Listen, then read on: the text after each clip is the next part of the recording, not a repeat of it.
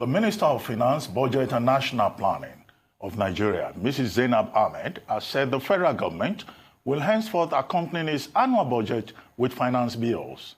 The 2020 appropriation bill, currently under review by the National Assembly, was presented on the 8th of October 2019 by President Muhammadu Buhari with a finance bill. The bill aims to raise government revenues, reform Nigerian tax laws to align with global best practices, create incentives for investment, and support medium and small-scale enterprises. Analysts say Nigeria has a complex tax system and a low tax-to-GDP ratio of 6%, resulting in unsustainable fiscal deficits and a heavy debt burden.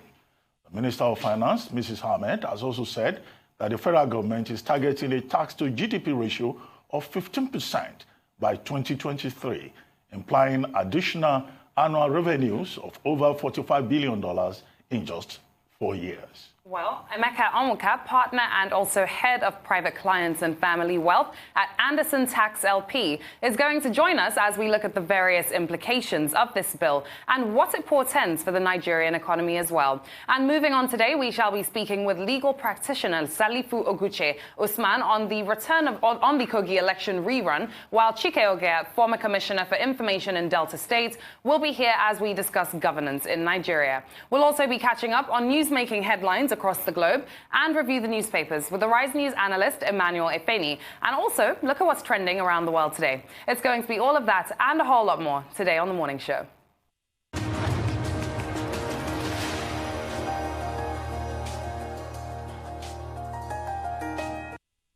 Welcome back to The Morning Show here on Arise News. It's now time to take a look at news stories making headlines around the globe today. We begin here in Nigeria, where the Deputy Chief Whip of the Senate, Senator Aliyu Sabi Abdullahi, has said that opponents of the hate speech bill are ignorant of the dangers that loom if the bill is not passed into law. Now, in a signed statement on Sunday, the Senator Abdullahi said that opponents are only pretending to protect freedom of speech by misinforming Nigerians on the intent of the legislation before the National Assembly. Now, the lawmaker therefore warned Nigerians to beware of false information being spilt out by some persons and groups parading themselves as serving the interest of the nation, in quotes.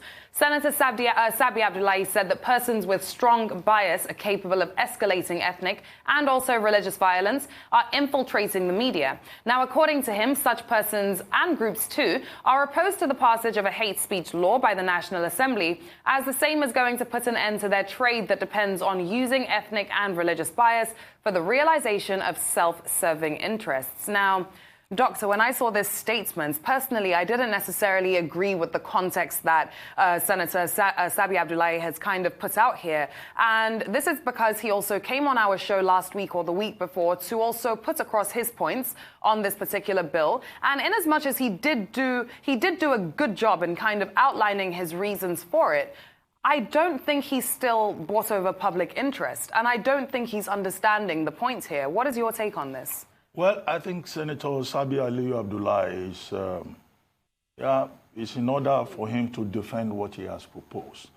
But what he cannot do, what he should not do, is to resort to blackmail or intimidation, or to assume that his own version of the truth is the only correct version. Yeah.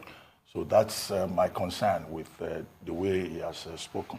But his passion, of course, is something that people should respect. And he should also realize that his proposal will not become law just on the basis of his saying so, that this is how he sees it. The bill on the Commission for the Prohibition of Hate Speech is already before the National Assembly.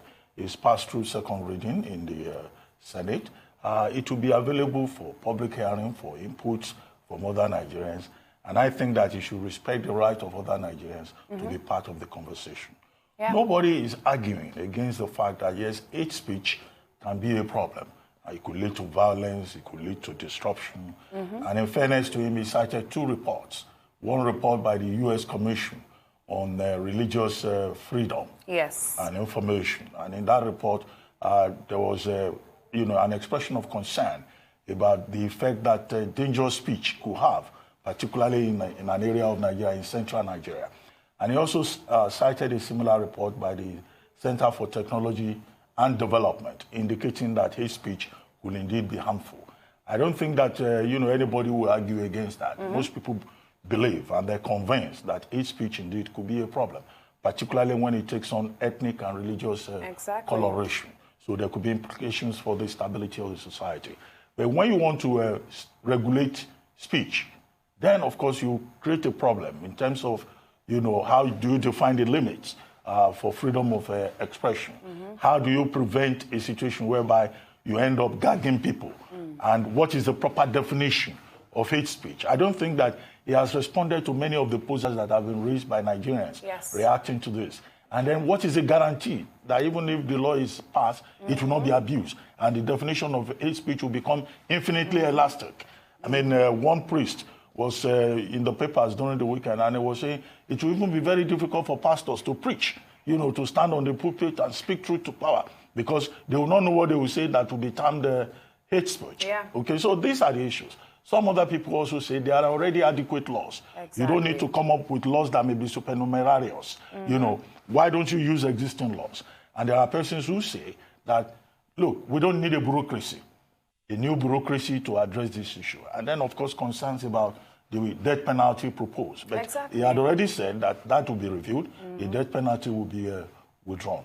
So he just, in trying to push his case, also try to respect, the views of other Nigerians, the concerns that have been expressed by other Nigerians, and to allow free debate on, the content of his 21-page proposal. Absolutely, because it still boils down to the simple question of who really defines hate speech. And he has to understand that public fear is not out of place right now. Public fear is actually very relevant right now, and it's for good reasons. Let's take our next headline. Now, the Lagos State Ministry of Justice had said its attention has been drawn to a video that has gone viral in social media, in the space of social media, over a couple, Mr. and Mrs. Adeoye, from a Ejigbo area of the state. Now, in this video, a passionate appeal was made by the couple, requesting urgent intervention by authorities in an alleged case of encroachment on their property by land grabbers.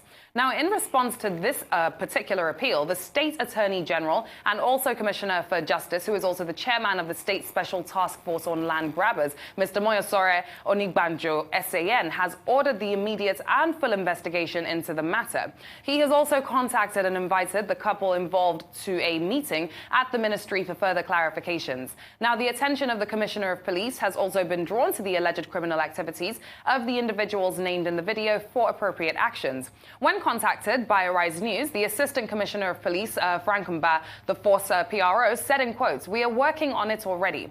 It happened sometime in April," end quote. So, his phone, but unfortunately on the 18th of April, we saw SARS men in uniform, fully armed with some mufti men. We saw them jumping over our property at 30 Egbe Road. That was meant to be the parking space for our event center. We went there to approach them what was happening. Only for one Mayaki and Zak Alpha to be telling us that he led the SARS men from Abuja to the land, that the owner of the land wants to take possession. Which land we don't know. That is the land we've been operating since over 10 years. My husband bought that land with his gratuity after retirement from Guinness. Since on the 18th, the policemen, they've been terrorizing us. We went there to ask them. After telling us that they are from Abuja, Hamza said he led them from there. They made him to sit on the floor, collected his phone, held him hostage. They started pulling down all the trees and the beautification we did on the parking. After doing all this, they made him to sit down, started digging. That same day, they started building. They constructed with the help of the SARS men in uniform, using Scorpio t-shirts to cover their uniform.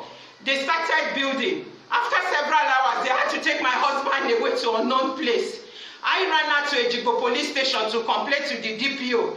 The DPO said it's a land matter. It's a civil. She used one grammar. And even before attending to me, they started tossing me around.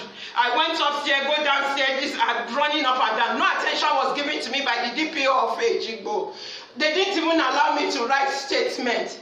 While standing there creating scenes, someone called me from the parking where the SARS men are protecting the land grabbers, constructing the building same day, that they've taken my husband away with a tinted car. no number. I have to run back from Ejigbo police station again to the site. Getting there, I asked them, where's my husband? He was nowhere to be found. I started calling my husband's phone number. I couldn't reach him. Switched off, switched off. I went back to Ejigbo again to meet the DPO to tell her that I came here in land matter. He said it's civil. Now they've taken my husband away. She said it with her own mouth that this is kidnapping. What should be done? She just said it's kidnapping. Started going up and down, not even giving me attention. No statement was written whatsoever. People started calling me, asking me how far. I started calling as well how far. Someone now sent me a number that I should call Mushin. I called the number. The Oga there answered. I said, Oga, I have problem. Will come to my head. He said, what is happening? I told him that men are on our property building. I went to Ejigbo. Even that is not the matter now, as I told him. I said, they've kidnapped my husband. I don't know where.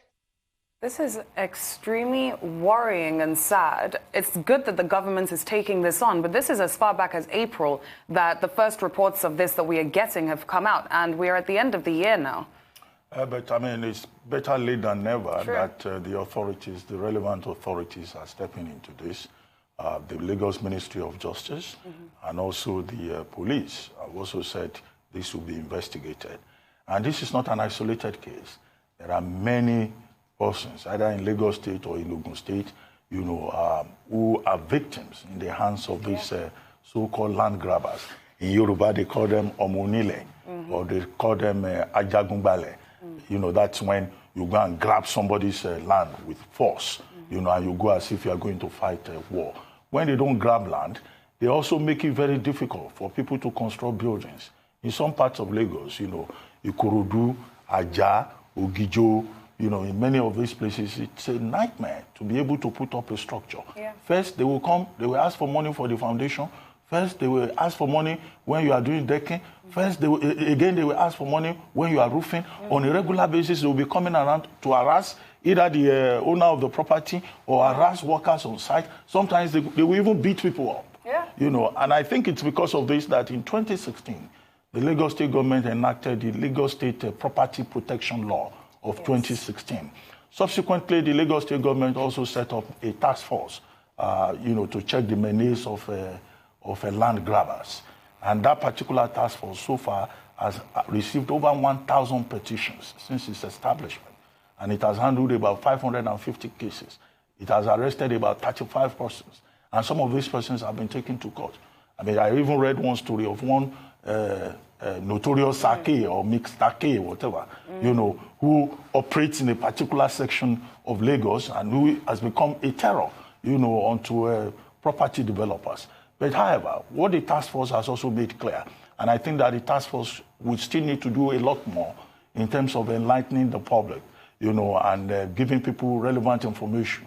One of the things they've said is that in this kind of situation, you have to make sure that your title documents are in order. Yeah. Because many of the cases that they have handled, they discover that, people have defective titles or they have uncompleted documentation, establishing their right and title, to the land. But I think what the Lagos State government can also do is to prevent this kind of situation, to make sure that it is not too difficult to get title documents. Because if you go to Alausa and you try to register your property or you want to get relevant documents, it could be a nightmare, going from one office to the other. So, but their intervention to help Mr. and Mrs. Adeoye, I think is commendable, and we hope justice will be done. We'll take a short break now. You're still watching The Morning Show here on the Arise News channel. We'll be right back.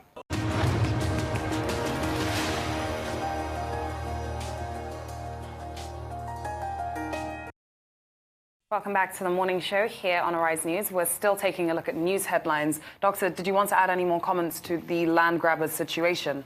No, just to reiterate, the point I made about public enlightenment.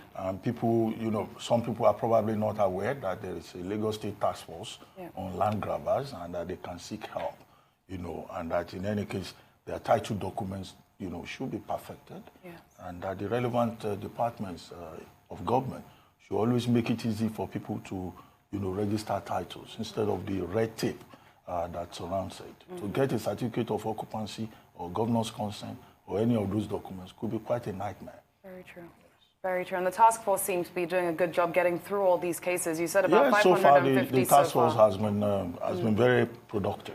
Amazing. And supportive of people who have submitted petitions to that task force. Absolutely. Let's take another story. Now, the Independent Corrupt Practices and Other Related Offences Commission, also known as the ICPC, has beamed its searchlights on some National Assembly members from the northeastern part of Nigeria. Now, this is allegedly for collecting funds for constituency projects for several years without executing them due to Boko Haram insurgency that ravaged the area. Now, according to investigations by our sister outfit This Day, the ICPC, during its probe of the constituency projects, found that the northeast was the worst affected by the non-execution of the schemes due to the Boko Haram insurgency, which made it possible for contractors to be mobilized to execute projects in many local government areas that were occupied by insurgents in the geopolitical zone. Now, although the source could not give the exact amount involved in the 2019 budget, that is, the Northeast National Assembly members attracted constituency projects worth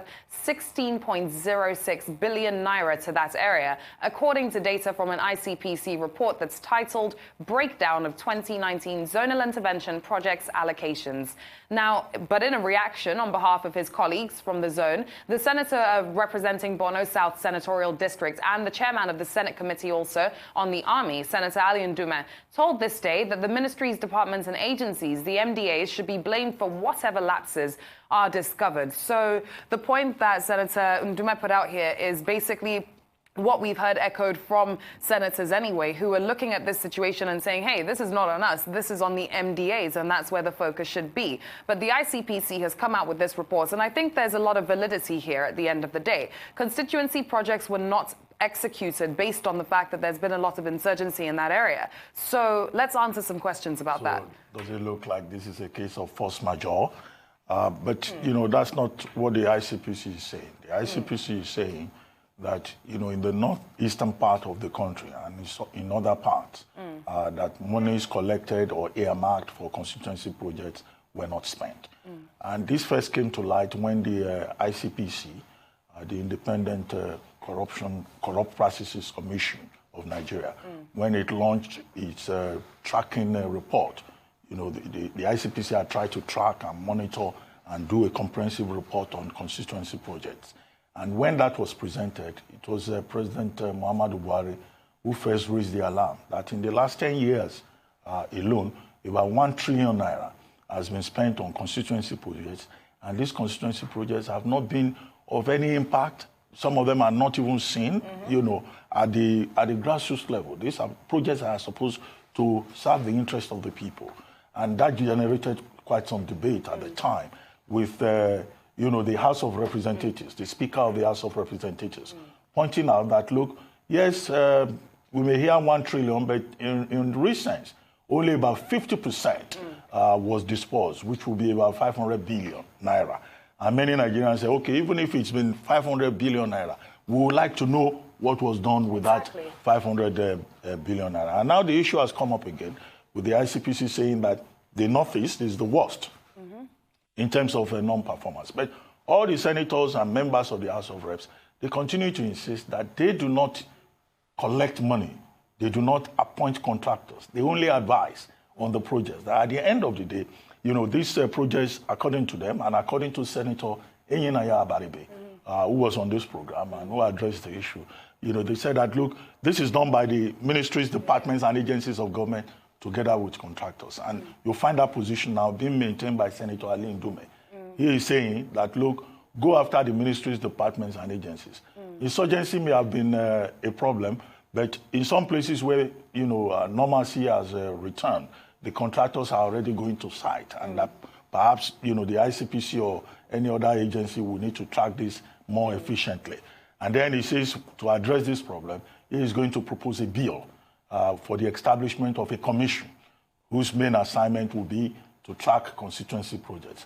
Well, not a bad idea. Well, I mean, the idea of monitoring and evaluation and tracking is important. Exactly. But do we need another bureaucracy? Do we need to establish a whole commission, you know, and create a bureaucratic red tape around the monitoring of constituency It shouldn't projects. have to get to that, to be very honest with you. And I think another point that the Senate had put out as well, if I'm correct, is that they also only put across a proposed budget, and that the figures the ICPC were quoting were from a proposed budget and not the approved budget that's finalized for constituency projects. Now let's head over to Washington, where the White House has said that it's not going to participate in the House Judiciary's Committee's first impeachment hearing on Wednesday, but left open the possibility that it may take part in future proceedings. Now, in a letter to the committee chairman, Jerrold Nadler, White House counsel Pat Cipollone said this week's hearing does not begin to provide the president with any semblance of a fair process, in quotes. But Cipollone also said that President Donald Trump may participate if he's allowed to do so meaningfully.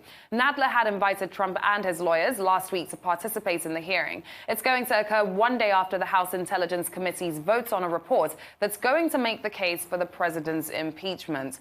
So no surprises here, even though we had said that, to be honest, why not go forward to the hearings? But, Doctor, what is your take on this? Well, twice now, President Trump has been invited to appear, before the committee, the relevant committees. First, it was Nancy Pelosi, House Speaker, who invited him who asked him to stop complaining and make himself available to come and defend himself before the committee. First, there was the closed-door hearing, and there was the 2 weeks of open hearings conducted by the House Intelligence Committee, Foreign Affairs, and the Oversight Committee. That committee would submit its comprehensive report tomorrow, December 3. Now, the sitting by the Judiciary Committee on Wednesday will be the first hearing, the second stage, or rather the third stage of the impeachment inquiry. And the chairman of the Judiciary Committee, Jerrold Nadler, has also invited President Trump. And the White House is saying he will not come. His counsel will not come. The White House counsel is saying they are not sure of any fairness. And that's consistent with President Trump's position, that this is a witch hunt. This is presidential harassment. And the White House counsel is also saying that, look, the entire inquiry has not followed due process, which, Nadler disagrees with. That, look, it has followed, what they have done has followed the standard procedure for all cases of a similar nature. But the White House insists that in 1998, that, the Parliament, the Congress was fairer the House was fairer to President Clinton at the time. And they are also saying that the people who are going to appear on Wednesday, that they are mostly academics who are coming to give opinion about how the articles of impeachment should be drawn up and whether indeed, foreign aid was actually withheld by President Trump for his own projected political gains and to malign, a presidential candidate who is his rival. So these are the issues. Now, there will be a second hearing. The date of that has not been fixed. We're hoping that maybe the second hearing will be on Friday. Would President Trump or his counsel, make themselves available if a hearing is held, a second hearing is held by the Judiciary Committee of the House? Now, another thing that, Cipollone was saying is that they don't have enough time to prepare, that the deadline of December 4 is too close, and that's even not fair to them. Okay, if the second hearing is fixed for a little time, would they then make themselves available?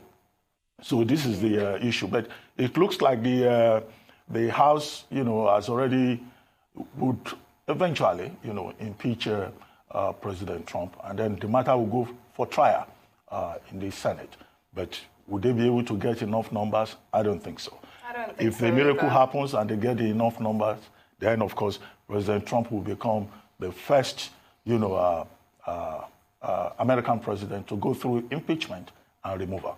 Because before him, Andrew Johnson was impeached, he was not removed. President Clinton was impeached, he was not removed.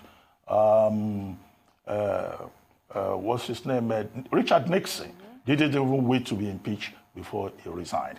So it's a development story. And I think that there are interesting episodes ahead. Absolutely, there are, but I must say I was looking forward to seeing him actually coming up and coming out for this. So I guess a lot of people may be a bit disappointed like me. I think he should have done it, but hey, they do have their reasons. Let's head over to Brazil, where police officers pursuing fleeing suspects clashed with people at a street party in Sao Paulo, which was setting off a stampede in which 9 people unfortunately died. Now, the state security agency said police were carrying out an operation when they were attacked by 2 men on a motorcycle and officers gave chase amid gunfire.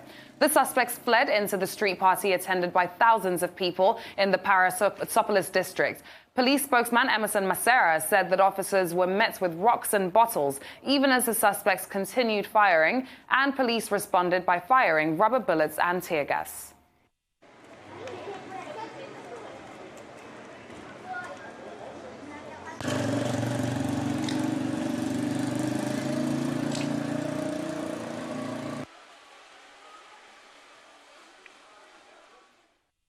This is another sad situation, a sad story this morning. 9 people dead in this clash. Doctor, what is your take on this? Well, I mean, the suspects, when they ran into that street party, they were using the persons, taking part in that street party as human shields. And they were firing, at the policemen. And the policemen in this particular case had no option but to protect themselves. There are different versions of it. There are people who claim that the police used a lethal weapon, that the police was also shooting, and that it was not just tear gas and rubber bullets. Yes, rubber bullets that they used live bullets. But I think, it seems like these are quite common in Brazil, whereby all kinds of criminal gangs in some parts of the country have taken over neighborhoods where they exercise a lot of influence. And, it's just a case of pure criminality with innocent persons caught in the crossfire. But I hope that the police chief, who has been defending the interest of his men, would ensure that proper investigation is carried out. The suspects escaped, by the way. They succeeded in using people as human shields, and they just disappeared into the crowd. But it's very unfortunate that 9 persons have been left dead. Terrible, because what does one actually do in this situation? You're using human shields, shooting at the security agencies. They have no choice but to protect themselves. Of course, we're going to get mixed stories.